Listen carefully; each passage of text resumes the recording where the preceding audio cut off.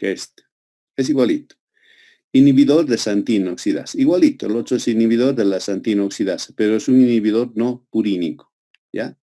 Inhibidor no purínico de la santina oxidasa, ¿ya?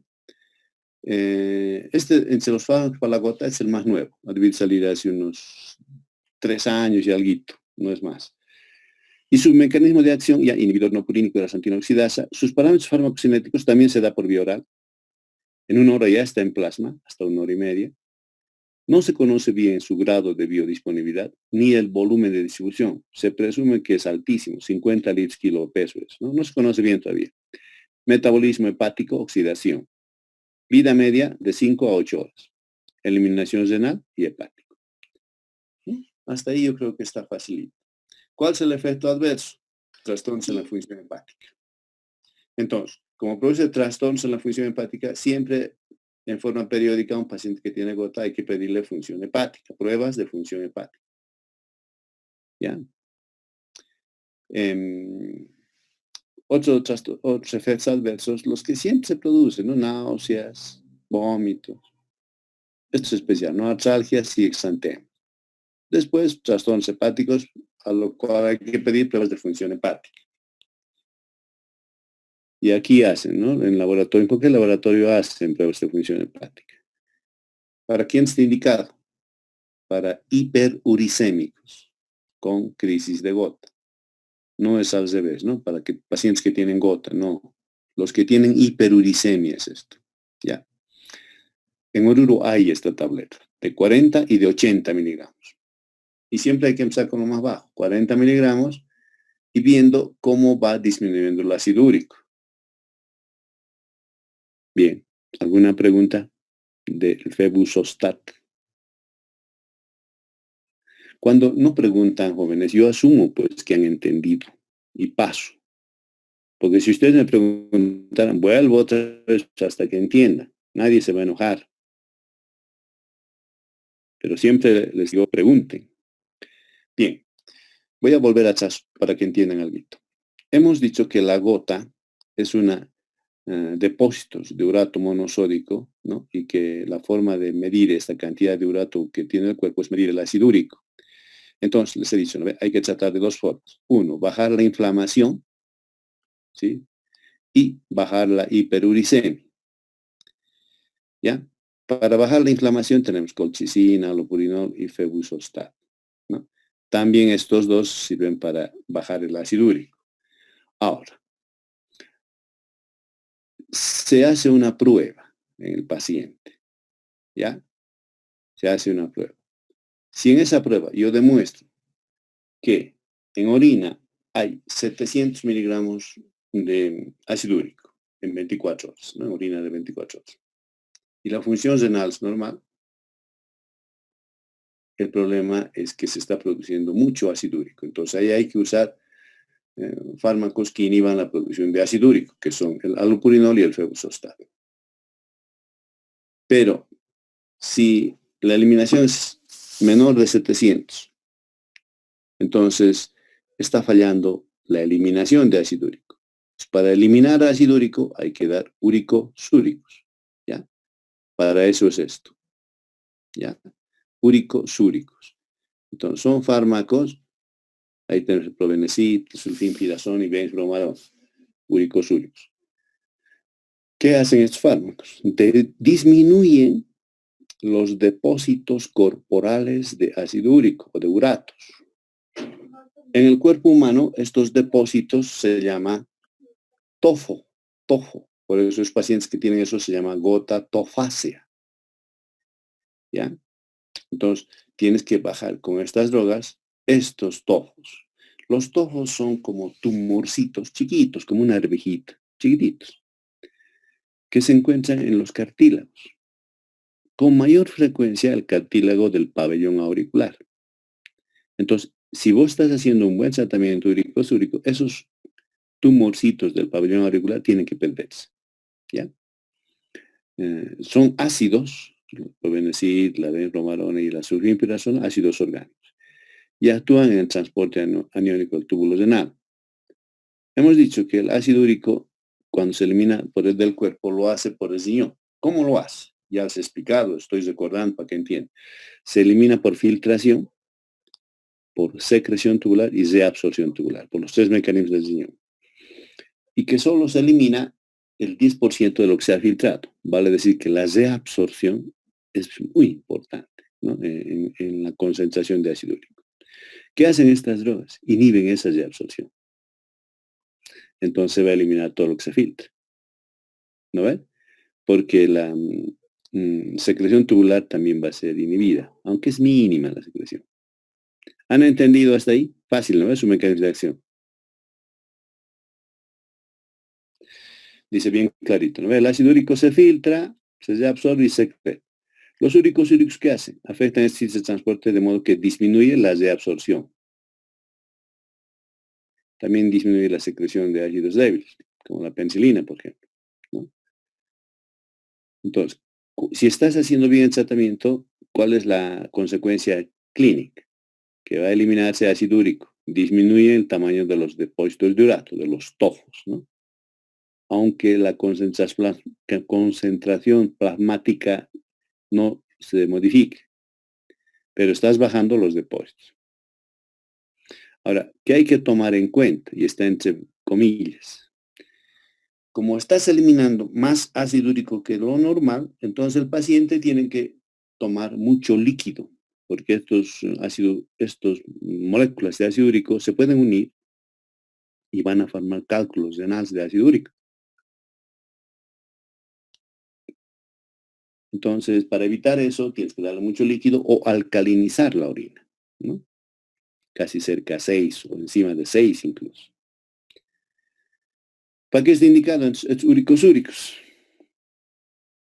Pacientes que tienen varios ataques agudos de artritis gotosa. Normalmente al año te dará pues, unos 4 ataques o 3. Hay pacientes que no se cuidan y les da 6, 7, 8 veces. Entonces, para eso es, ¿ya? O cuando la concentración de ácido úrico es alto. Por ejemplo, puede ser alto no en la gota, la policitemia vera, por ejemplo, ¿no? Bien, ¿alguna pregunta? Doctor, una pregunta. ¿Cómo se alcaliniza la orina? Ya, está muy bien tu pregunta. Puedes darle bicarbonato para que tome por vía oral o por vía intravenosa, por vía oral nomás.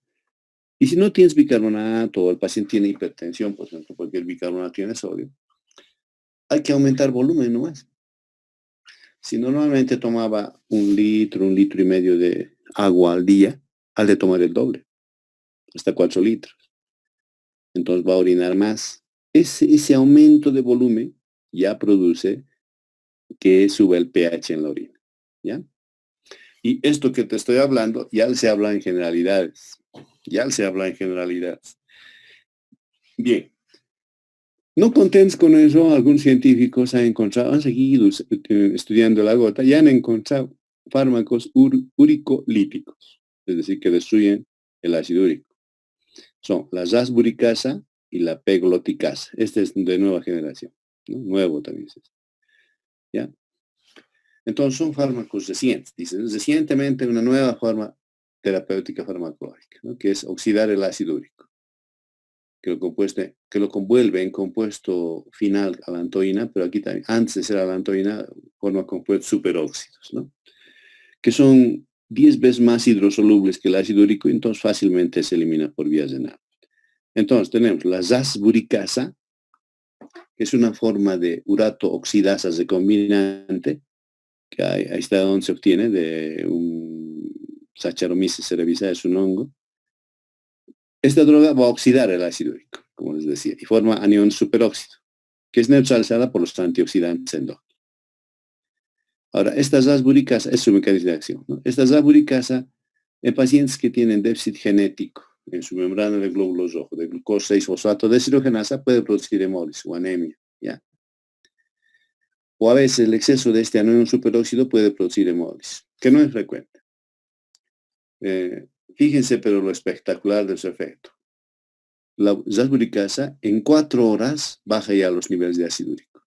Pero, a ver, si digamos tenía el paciente 8 de ácido úrico, 8 miligramos por decilitro.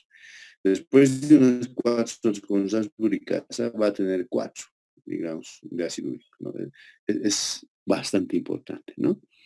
Y también la gas uricasa facilita la eliminación por vía renal de fosfatos. La vida media de eliminación de las gas uricasa, 19 horas. Aparte de la gota o de la hiperuricemia, se usa también la gas uricasa para la quimioterapia de la leucemia linfocítica y los linfomas no Hodgkins. Y ahí está la dosis, 0.20 miligramos kilo peso día intravenoso durante 5 a 7 días. Bien. ¿Alguna pregunta hasta ahí? Bien. Doctor, adelante. ¿La única vía de administración es la intravenosa de la gas uricasa? Intravenoso, sí, no hay más. Intravenoso. Está bien, doctor, gracias. Ok. Pero dando intravenoso producía mucha reacción inmunogénica. ¿Ya?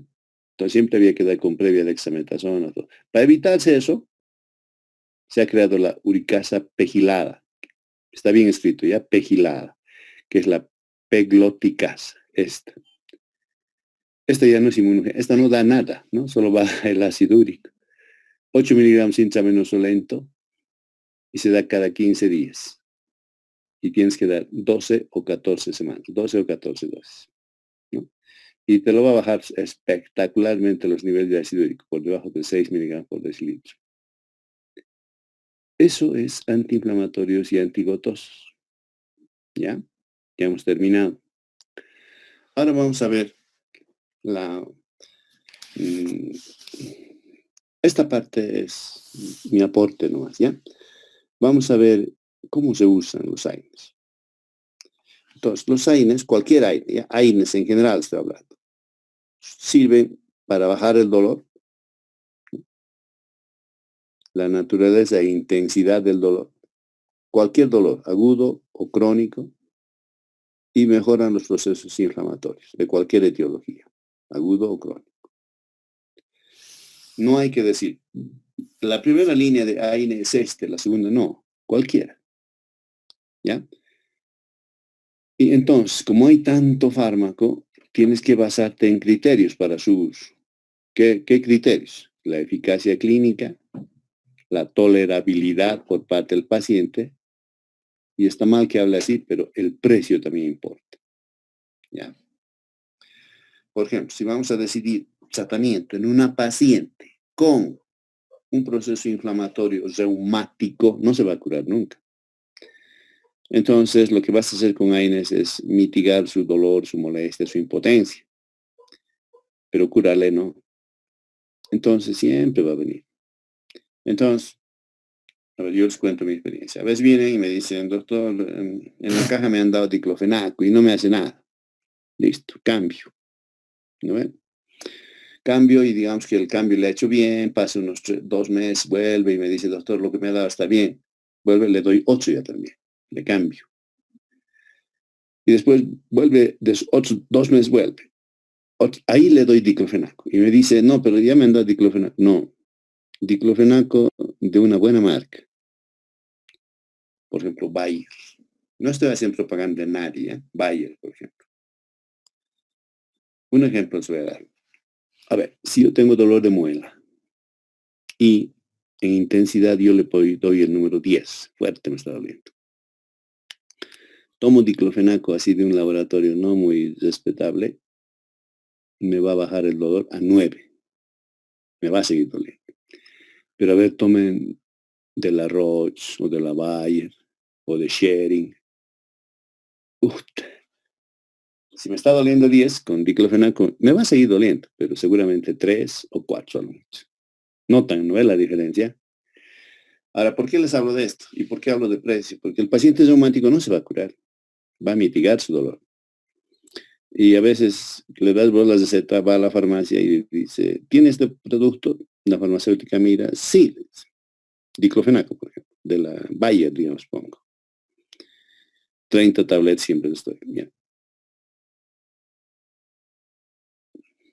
120 bolivianos. Puta. ¿No tienes otro más barato? Le va a decir. Sí, hay otro. Cuesta 15 pesos. Entonces, pacientes a veces se compran el más barato. Hay diclofenaco de 50 centavos que es agua de mote. Y se compran ese y no mejoran. Entonces yo les explico a los pacientes, ¿quieres mejorar? Te doy esto. No quieres esto porque es carito, listo, te doy otro, pero no porque yo haya fallado. No, hay que avisarle eso a los pacientes, ¿ya? A ver, alguna vez cuando entren a la farmacia y vean que si está alguien delante de ustedes, en la fila, siempre el paciente pregunta, ¿cuánto sale? Por decirle, sale 200 pesos de ser. Ya, dame la mitad, dicen a veces, ¿no? Entonces, fregadito es, ¿no? Hay que explicarle eso al paciente. Bien, entonces, el tratamiento farmacológico de una artropatía inflamatoria, reumatismo estoy hablando, siempre se empieza con AINES. Cualquier AINE que use, cualquiera de los que hemos hablado, excepto paracetamol, ¿no? Porque no es antiinflamatorio, ¿no? Después cualquiera. Cualquiera. Está muy bien lo que están haciendo. En Estados Unidos lo mismo están haciendo.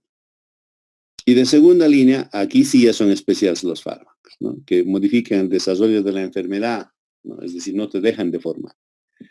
¿Ya? Y aquí vamos a tener fármacos de primera y de segunda línea, que son metotrexate, primera línea, sulfasalacina, hidroxicloroquina, leflunomida, sales de oro. Y segunda línea, los citostáticos, ¿no? Ciclosporina, minociclina, azatioprina, ciclofosfamida, penicilamina, ¿no? Es segunda línea. Y tercera línea son los modificadores de las respuestas biológicas al factor de necrosis tumoral alfa y a la interleucina 1. Aquí está el etanercept, infliximab, adalimumab, anakinra. Entonces, al final se puede usar corticoide. ¿Qué quiero decir con esto? Entonces, primero se usa, es como un triángulo, ¿ya? Como las pirámides de Egipto, así cuadrangular. En la base están los AINES, estos se usan primero. Más arriba están los que modifican el desarrollo de la enfermedad, que puede ser primero o segunda línea. Y más arriba, los que modifican las respuestas al factor de necrosis tumoral alfa. Y en la punta de la pirámide, los corticoides. ¿Qué quiere decir esto? Que los corticoides hay que utilizar al último. ¿Ya? Ahora, todos estos fármacos, hasta aquí es AINES. Esto es mi colaboración en este libro a su materia de reumato del próximo año. Esto ya no va a entrar en el parcial, ya los antiartríticos. Y aquí, fíjense, a ver, vamos a tener todo lo que les he hablado. Metotrexate, sulfasalacina, sales de oro, ciclosporina, segunda línea, modificadores a la respuesta de etanercept, infliximab, ¿no? Todo está aquí, ¿ya? Esto van a estudiarlo porque al año les va a servir, ¿ya? ¿Alguna pregunta hasta ahí, jóvenes? Doctor, Adelante. en caso de que mi paciente presente artritis, ¿no? Y también tenga problemas como gastritis, eso también se le recetaría igual como primera línea AINES. Sí. Y le das pues con protector gástrico, omeprazol le puedes dar, ¿no ven? Está bien, gracias, doctor. Ok, listo. ¿No hay más preguntas, jóvenes? Bien, ahora vamos a pasar a cardiovascular, ¿ya? Yo supongo que, un ratito voy a dejar de compartir. Yo supongo que ya tienen su libro ya preparado, ¿no ven? Jóvenes. Sí. Ya, Sí, doctor. muy bien. Entonces, vamos a entrar ahora al tema de cardiotónicos. ¿Ya?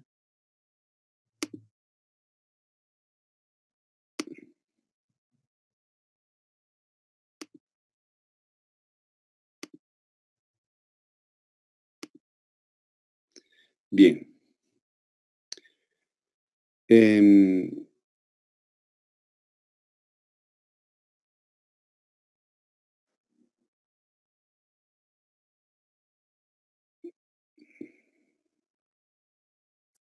En este capítulo comprende fármacos para la insuficiencia cardíaca, fármacos para el ANGOR, fármacos antiarrítmicos cardíacos y fármacos antihipertensivos, ¿no?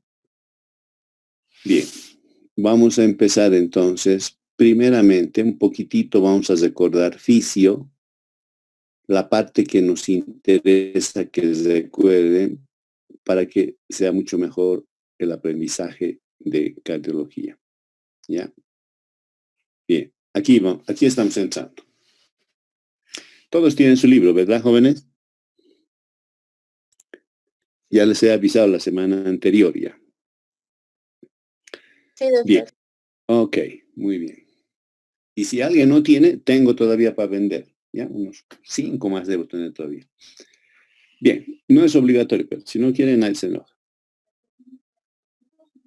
Vamos a ver ahora fármacos que van a modificar la función del corazón, ¿no?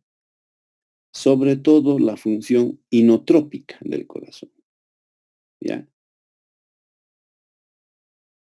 Entonces van a actuar las drogas en esa función y se divide en función de actuar en esa propiedad del corazón en 2 grupos de fármacos. Los que estimulan el corazón, cardiotónicos les vamos a llamar, y los que deprimen las funciones cardiovasculares, antiarrítmicos, antianginosos, antihipertensivos. Y los cardiotónicos son los glucósidos digitálicos, los antiguitos, los agonistas beta-adrenérgicos, ahí está la dopamina, por ejemplo, y los inhibidores de la fosfodiesterasa 3. Ahí está la amginona. ¿Ya? Bien. Un poquito vamos a recordar algunos los nombres de las propiedades y qué es porque con estas drogas vamos a modificar estas propiedades. ¿Ya? Y esto ya deben saber, ¿no? Estoy recordando físico nomás, ¿no? El cronotropismo es la propiedad del automatismo, ¿no? O sea, la frecuencia cardíaca. El dromotropismo es la conducción. El batmotropismo es la capacidad de autoexcitarse en la célula cardíaca. El inotropismo es la fuerza de contractilidad cardíaca. Y el lusotropismo a la propiedad de distensibilidad del miocardio. Bien, ¿hasta ahí alguna pregunta?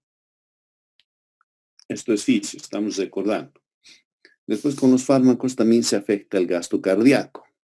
¿Ya? Se abrevia así, gasto cardíaco. En otros libros van a encontrar como débito cardíaco. Débito, es lo mismo. ¿Y qué es el gasto cardíaco? Es la cantidad de sangre que sale del corazón en la unidad de tiempo. Y se mide en litros por minuto. Y sus valores normales oscilan entre 4 y 7 litros por minuto. El gasto cardíaco es una unidad que te mide cuánto de sangre sale del corazón en un minuto. ¿Ya? Pero hoy en día ya no se acepta mucho el gasto cardíaco como un parámetro importante del corazón. Se acepta como parámetro, ¿no? Ya. Porque influye en el gasto cardíaco la distribución muscular del paciente, el contenido de grasa del paciente. ¿Ya? Y para evitar para contemplar estas variaciones, se ha visto que se puede utilizar una relación del gasto cardíaco por metro cuadrado de superficie corporal. Y le han llamado a eso índice cardíaco. ¿Ya? Los valores normales de 2.5 a 3.7 litros por minuto por metro cuadrado de superficie corporal. Ahora la pregunta va a venir como en el otro paralelo. ¿Cómo voy a sacar yo el índice cardíaco? ¿Cómo se saca? El índice cardíaco se obtiene ahí en su libro de medicina interna en el segundo tomo. Sobre todo en antecitos del índice, en el segundo tomo, donde están las fórmulas, ¿ya? Donde están las fórmulas de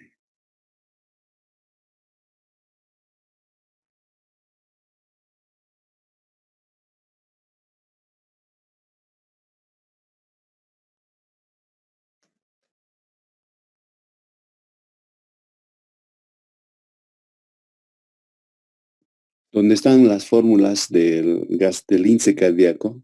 Es unas tablas longitudinales donde a un lado va a estar la edad, al otro extremo va a estar la estatura y al medio está el índice cardíaco, ¿ya? Hay que sacar de esa fórmula, ese es el más exacto.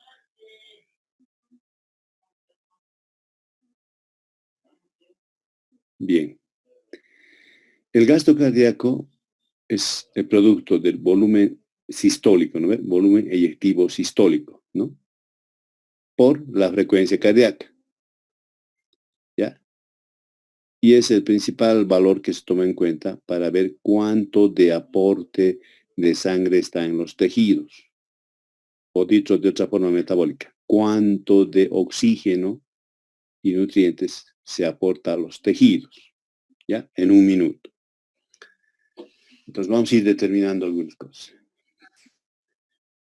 El volumen sistólico es la cantidad de sangre que sale del corazón en cada sístole. Generalmente los valores normales desde 60 hasta 80, 90. ¿Ya? Y depende del grado de acortamiento de la fibra miocárdica. ¿Ya? Obvio, ¿no? De con qué fuerza se contrae el corazón. Eso está diciendo. Sus determinantes del gasto cardíaco son 4. La frecuencia cardíaca, la precarga, la poscarga y la contractilidad. Si, digamos, este varía, este también varía y lo va compensando, de tal manera que esto se mantiene. O si varía este, los otros le compensan, pero siempre mantiene el gasto cardíaco, ¿ya? Por eso son interdependientes en su funcionalidad. Como dice en su libro, son estrechamente relacionados entre sí. ¿Ya? Y se van protegiendo, ¿no? Si falla el uno, el otro le compensa. ¿Ya? Vamos a ir definiendo entonces. Frecuencia cardíaca es la cantidad de latidos que tiene el corazón en la unidad de tiempo, que es un minuto. ¿Qué es la precarga? Es la cantidad de carga que le vas a dar a un músculo antes de que se contraiga, ¿no? Dicho en el corazón, es la cantidad de sangre que va a entrar a los ventrículos antes de su contracción. Eso es la precarga. En otras palabras, es el retorno venoso al corazón, antes de que se contraiga. Y se corresponde con la presión parietal al final de la diástole del ventrículo izquierdo.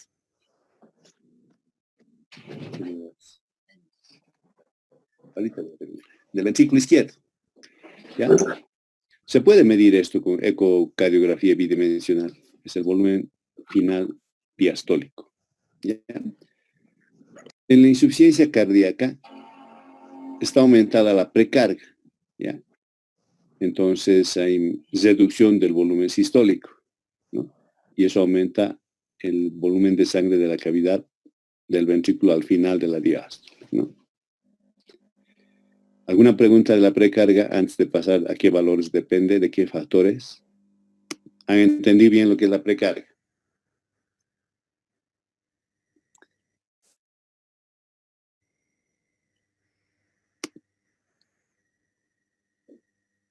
Arisa Acosta, ¿has entendido bien lo que es precarga? Sí, doctor. Ok. Sí, me están diciendo, ¿no? Cuidado que en el examen me estén preguntando, doctor, ¿cómo era? Ah, si no, nada nos voy a conseguir en el examen. Janet Nava, ¿has entendido lo que es precarga? Sí, doctor. ¿Puedes repetir, doctor?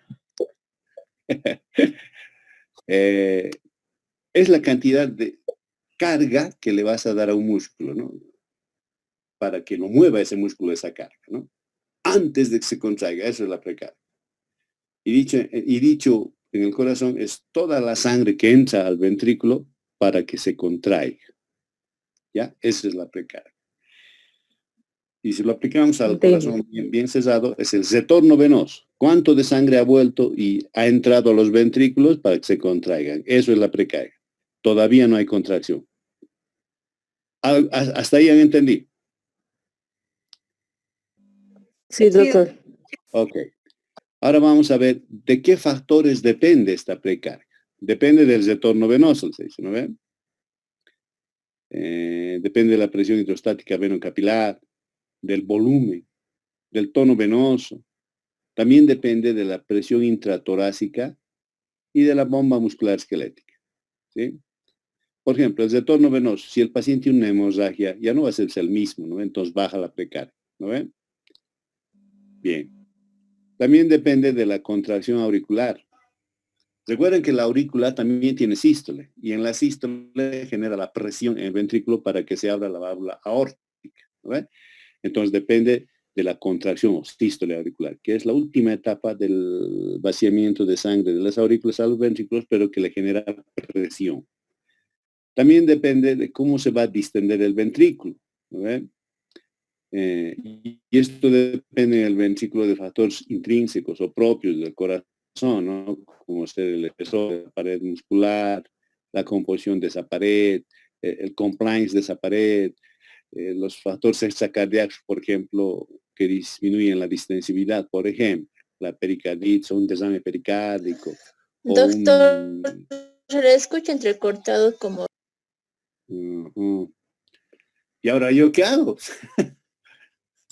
Eso es falla del sistema, no es falla de mi computadora ni... ¿Cómo arreglamos eso? Es la señal, doctor. Es la señal, sobre eso no puedo arreglar.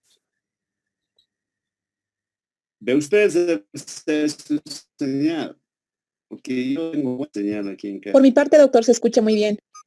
Ok, bárbaro. Entonces, en algún ladito está fallando, ¿no? Y también depende del Creo que tiempo cuando de tiene duración. micrófono ligado, doctor. Ok. Bien, a ver, voy a tratar de arreglar aquí, voy a hacer algo. Yo lo escucho normal, doctor. Ok, bien. Vuelvo a repetir. Depende de la contracción auricular. Cuando se contrae la aurícula, le genera presión al ventrículo, ¿ya? Depende de la distensibilidad del ventrículo, ¿no? Y aquí influyen factores propios del ventrículo. ¿Cuáles? El espesor de su pared, la composición de su pared ventricular y factores extracardíacos. ¿Cuáles? Por ejemplo, desame pericárdico, que no le deja distenderse el corazón, o aumento de presión intratorácica, ¿no? Los neumotórax, por ejemplo, ¿ya? Y del tiempo de la diástole. Por eso aquí es muy importante, por ejemplo, si el paciente está con fibrilación, no va a haber tiempo para que entre sangre, ¿no ve? Entonces, de esos factores va a depender la precarga. Bien, hay un factor llamado factor de Franz-Starling, ¿ya? El corazón, cuando entra en cierto grado de insuficiencia, no se va a quedar así el corazón. Trata de compensar esa insuficiencia. ¿Y cómo lo va a compensar? Con la ley de Franz-Starling. ¿Y qué dice la ley? Que se va a estirar un poquito más el sarcómero para que entre más sangre. Y cuanto más se estira, más fuerte o más fuerza o más potencia tiene su contracción. Ahora no se va a estirar también 1 metro, por decir, ¿no? Se va a estirar el sarcómero hasta 2.2 micras. Hasta ahí genera más fuerza. Esa es la ley de Franz-Starling. Pasado no puede contraerse, ¿no ven? Entra en insuficiencia. ¿Qué es la poscarga? La poscarga es esa carga que tiene ese corazón que cuando se inicia la contracción. A ver, la precarga era la carga que le das al corazón antes de que se contraiga.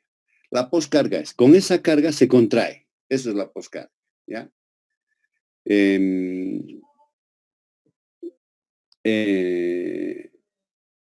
Esta poscarga,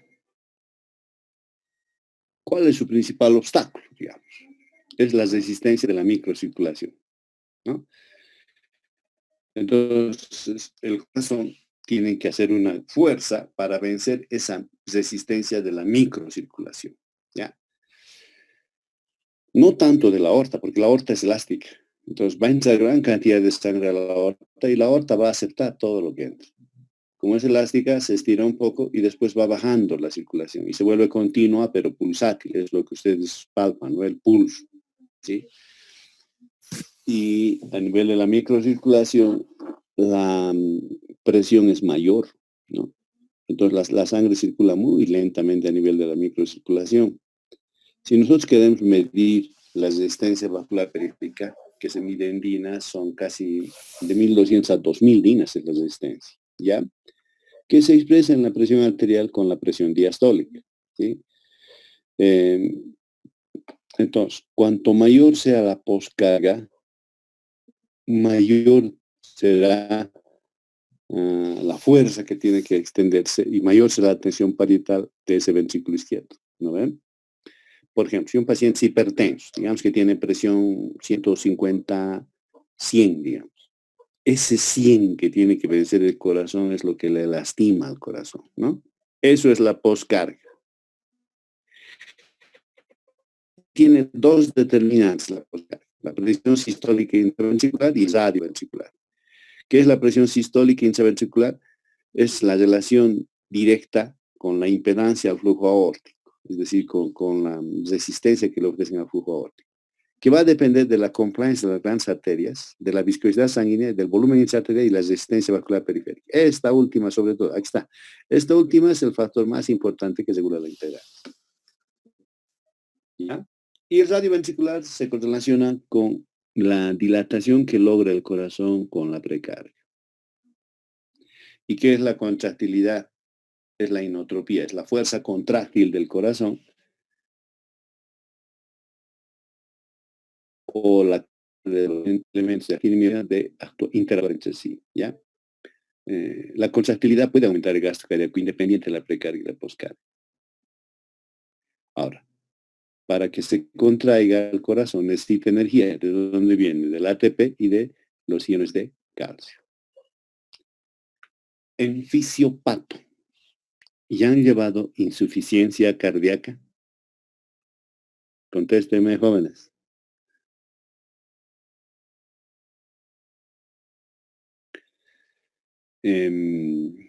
Voy a tener que hablar como en la guerra, ¿no?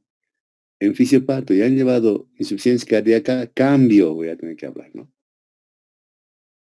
No quieren contestar, chicos. A ver, contéstenme. No, Todavía no han llevado. Uh-huh.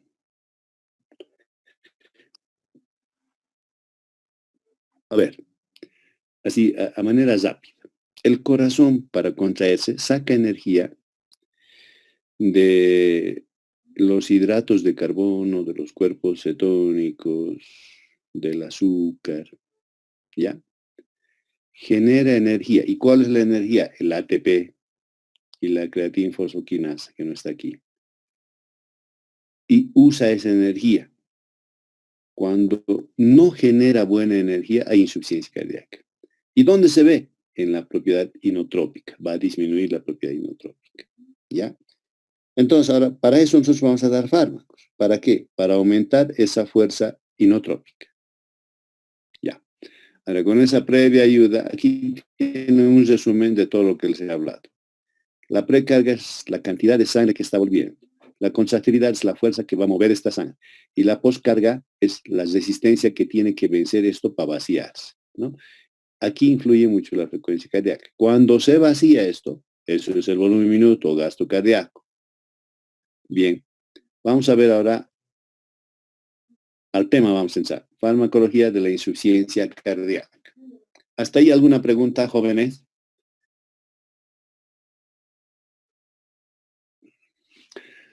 Janet Nava, ¿hay preguntas?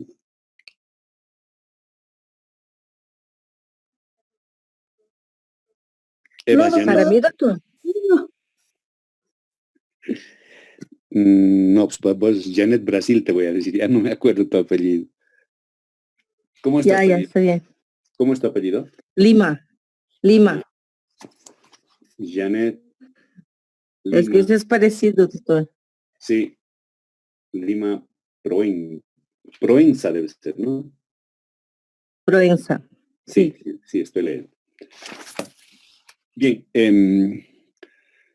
vamos a ver ahora la insuficiencia cardíaca. La insuficiencia cardíaca es una disfunción del corazón. Está trabajando mal el corazón. ¿Y qué es lo que trabaja mal? Su capacidad como bomba de ofrecer al corazón el volumen de sangre, de ofrecer al cuerpo el volumen de sangre que necesita para su actividad metabólica. ¿Ya? Eso es insuficiencia cardíaca, ¿no? Vuelvo a repetir. Es que como bomba el corazón no cumple los requerimientos de sangre que requiere el cuerpo para su actividad metabólica. ¿Ya? Y dice bien clarito en su libro, no existe una definición precisa de insuficiencia cardíaca y lo incluyen como un síndrome que tiene manifestaciones clínicas, alteraciones funcionales, alteraciones hemodinámicas, neuromorales, bioquímicas y estructurales y morfológicos. Todo eso es insuficiencia cardíaca, ¿no? Más complicadito. Y hay un doctor, el doctor Brandwall, en cardiología de Brandwall, se van a llevar al año, dice que la insuficiencia cardíaca es un trastorno en el cual el corazón no puede bombear la sangre acorde a lo que necesita el cuerpo para su actividad metabólica. O lo va a lograr a expensas de trabajar a mayores presiones de llenado, ¿no? Entonces, Brandwall un poquito más se extiende en la definición y abarca esta definición las condiciones en las que el corazón lleva a cabo esa función de ofrecer sangre acorde a lo que necesita el cuerpo. Ya, eso dice Brandwall. Ahora, fíjense a ver las causas que producen la insuficiencia cardíaca, según Brandwall, ¿ya? Es la enfermedad coronaria, la hipertensión, miocardiopatía dilatada y al final cardiopatía valvular. Esto es en los países avanzados, el primer mundo, digamos. En nosotros va a ser del tercer mundo, ¿no? Nosotros va a ser al revés. Cardiopatía valvular va a ser lo primero. Hipertensión,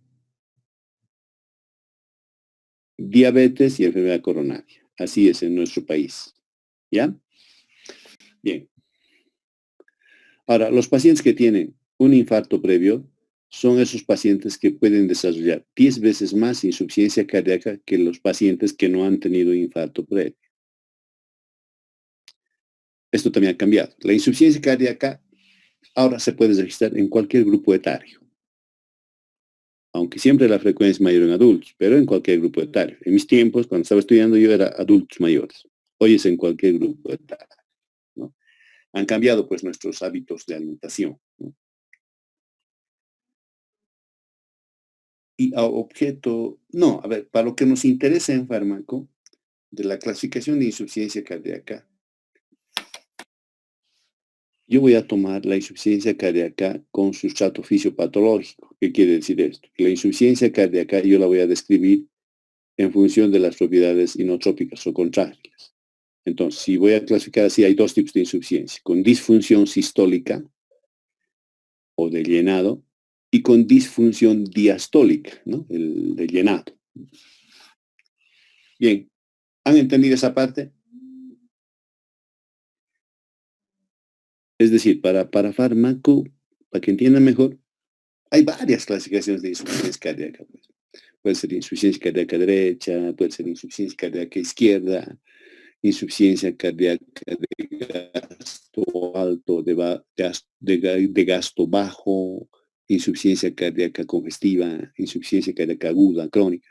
Pero de todos esos, lo que nos va a interesar es la insuficiencia cardíaca según su fisiopatología, que pueden ser por alteración en su propiedad contráctil, disfunción sistólica, o su alteración de llenado cardíaco, disfunción diastólica. ¿Ya?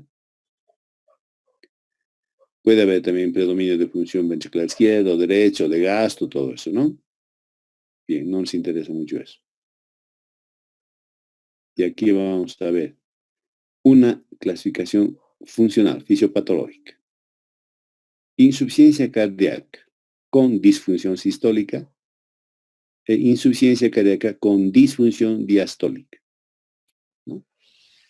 No hay más insuficiencias. Entonces, con disfunción sistólica es que el corazón recibe bien la sangre, pero no puede contraerse.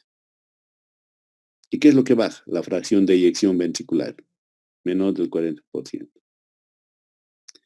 O incapacidad de enviar sangre a los tejidos. Y los síntomas de esta insuficiencia va a ser secundario a una disminución del volumen minuto. Y esta disminución del volumen minuto va a generar congestión pulmonar, disnea y edema pulmonar. ¿No? Esta disnea y edema pulmonar va a desencadenar hipoperfusión. cianosis distal. Entonces es muy fácil distinguir, ¿no?, entre los dos. La insuficiencia cardíaca con disfunción sistólica, siempre el paciente va a estar disneico, tiene hipoperfusión, cianosis distal, piel fría. La causa más común de esta es la cardiopatía isquémica, le sigue la hipertensión y la diabetes. En nuestro médico es al revés, ¿no? Primero es la hipertensión, la diabetes y después la cardiopatía isquémica. Y la insuficiencia cardíaca con disfunción diastólica se caracteriza por un llenado ventricular mal. No se puede llenar el ventrículo. Expiración en la distensión, puede estirarse el ventrículo, ¿ya? Y va a aumentar entonces la presión al final de la diástole del ventrículo. Y la fracción de eyección está normal, en la otra está disminuida, ¿no? Y aquí predominan los signos de congestión, edema. Entonces en la insuficiencia sistólica predomina la hipoperfusión. Aquí predomina el edema, ¿ya? Bien, ¿alguna pregunta hasta ahí? Bien. Ahora, cuando nosotros... Adelante, ¿tienen preguntas? Sí, doctor, ¿qué exámenes podríamos solicitar para corroborar estas insuficiencias? Buena pregunta, buena pregunta. Se pide pruebas de función renal, porque enseguida les voy a explicar por qué, y pruebas de función hepática. Enseguida van a salir de esta duda, ¿ya? Cuando hay insuficiencia cardíaca, vamos a analizar este algoritmo, ¿ya? Cuando hay insuficiencia cardíaca, baja el volumen minuto, ¿no? Baja el gasto cardíaco. El corazón no se va a quedar así, lo va a compensar. Lo primero que compensa es la ley de Franz-Starling. ¿Qué hace? Dilata, ¿no? Y esto va a compensar será su mes. Su corazón de ustedes en este momento late casi a unos 120,000 latidos por día. Esto le compensará su mes. Después le va a vencer a esto, ¿no? Pero no se va a quedar así el corazón. Se va a compensar con una actividad neurohumoral. Neurohumoral. ¿Cuál es lo neurológico? Sistema nervioso simpático. ¿Cuál es lo humoral? Sistema adrenina-angiotensina-aldosterona. ¿Ya? Se va a liberar entonces aminas simpáticas. ¿Qué va a producir? Vasoconstricción. ¿Qué va a producir eso? Aumento de la postcarga. ¿Ya? Esta vasoconstricción produce disminución del flujo. Esta actividad aumentada del sistema adrenina-angiotensina-aldosterona produce edema. La actividad del sistema nervioso simpático produce taquicardia. ¿Sí? Entonces vos lo vas a encontrar así ya al paciente, con todo esto. Entonces lo que vos vas a hacer es bloquear esta actividad neurohumoral. En el tratamiento eso vamos a hacer, bloquear el simpático. ¿Ya? Ahora, ¿qué pruebas se pide? Por eso se pide pues pruebas de función renal. ¿Cuánto está filtrando el riñón? Clearance de creatininas. Electrolitos, ¿cómo están los electrolitos? Un electrocardiograma para el corazón, una placa de tórax para ver cómo está el corazón. Ahora, cuando se aumenta la actividad simpática, aumenta la precarga. ¿No ven? Y eso aumenta el consumo de oxígeno del miocardio. Esta dilatación que se produce por la ley de Franz-Starling produce congestión pulmonar y esto va a producir insuficiencia cardíaca, ¿no? Esto del medio, acuérdense ya, porque eso es el tratamiento. Vamos a los objetivos del tratamiento médico de la insuficiencia cardíaca. Es disminuir los síntomas y aumentar la capacidad funcional que tiene el corazón para que ese paciente pueda hacer su actividad normal. Corregir las alteraciones hemodinámicas, es decir, corregir todo esto. Inhibir los mecanismos compensadores neurohumorales, ¿no? Inhibir el simpático, inhibir la adrenina-angiotensina-aldosterona. Y reducir los índices de enfermedad, de mortalidad, y prevenir o rechazar lo más posible el deterioro de la función cardíaca para prolongar la vida del paciente. Bien, ¿hasta ahí alguna pregunta? Y creo que esto no está en su libro.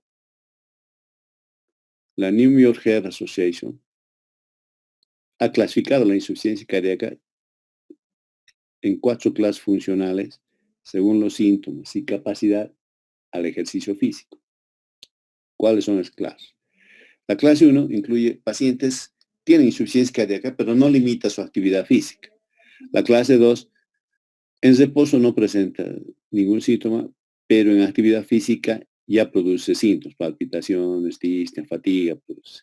La clase 3 es que ya tiene una limitación de su actividad física, pero en reposo no tiene síntomas. Pero aquí, por ejemplo, ya no puede salir a la calle.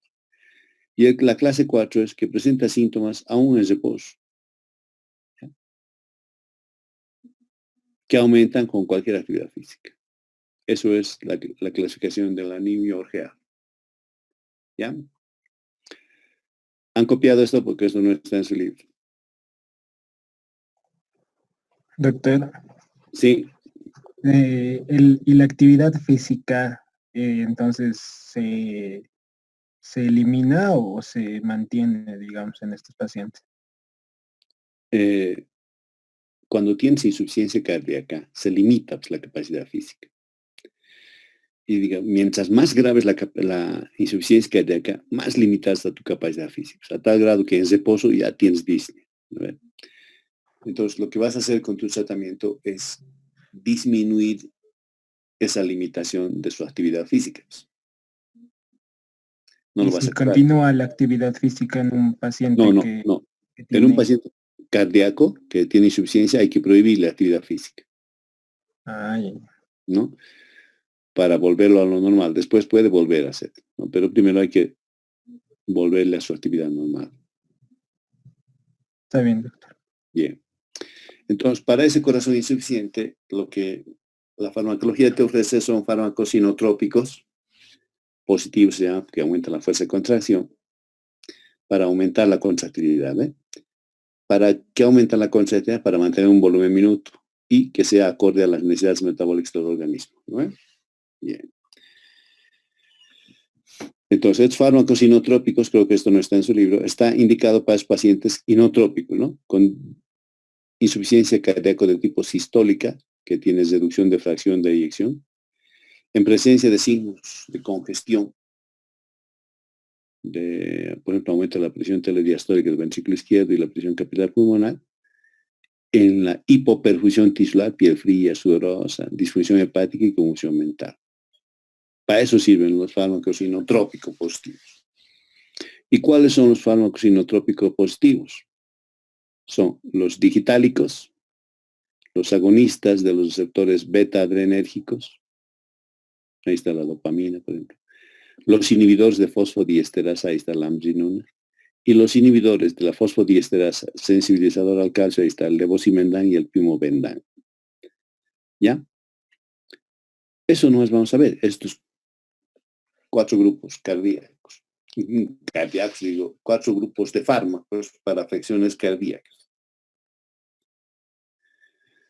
Entonces yo le he llamado cardiotónicos 1 y son los anti-WITs, los digitálicos, ¿ya?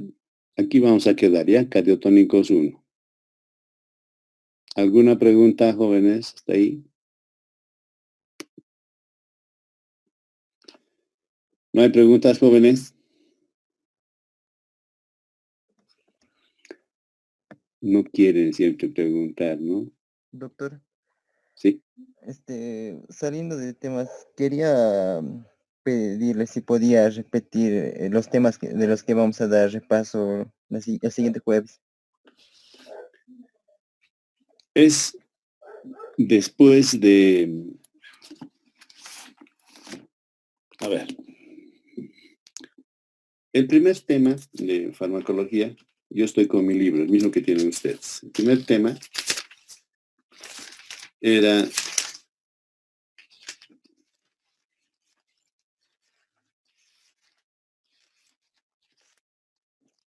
farmacología, definición, eso era. Sistemas médicos, historia de la farmacología, propiedades farmacocinéticas, farmacodinamia, farmacoterapéutica, materia médica, todo, hasta división de farmacología. Ese es el primer tema. El segundo tema es farmacocinética. ¿Ya? Desde ahí es el repaso, desde farmacocinética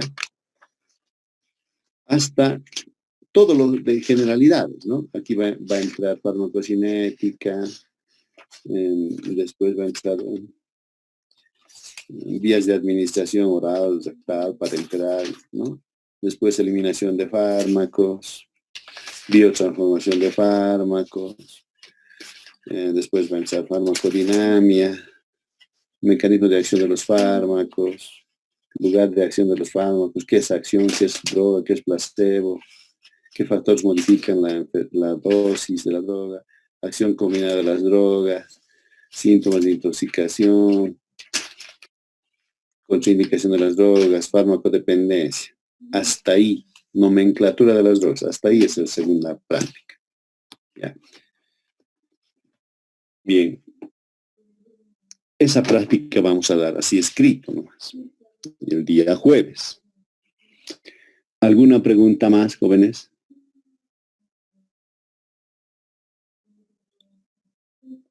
Bien, Doctor, asumo que... Adelante. disculpa, ¿y cómo va a ser escrito?